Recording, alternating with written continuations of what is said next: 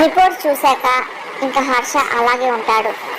బావగారు ఏంటి అని నిషాల్ నాన్నగారు అడుగుతూ ఉంటారు.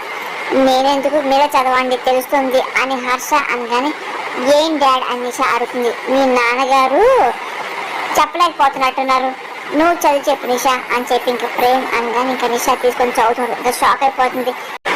ప్రేమ్ చామంతి చాలా సంతోషపడుతూ ఉంటారు. ఏముంది హర్ష అందులో రమాదేవి అడగగానే, అంటే మనం అక్కడ హాస్పిటల్ తీసుకుని టెస్ట్ చేయించాం కదా, బిడ్డ తండ్రి ప్రేమ్ కాని వచ్చింది అని హర్ష అనగానే రమాదేవి షాక్ అవుతూ ఉంటుంది. అదే హాస్పిటల్లో అదే ల్యాబ్ నుండి ఆ రిపోర్ట్ వచ్చింది, దీనికి మీరే సమాధానం చెప్తారు అని చెప్పి హర్ష ఇంకా నిషాల్ నాన్న నిలదీస్తూ ఉంటారు. ఇంకా ఆయన ఏం మాట్లాడి తలుచుకుంటారు. నిషా ఇంకా చాలా టెన్షన్ పడిపోతుంది.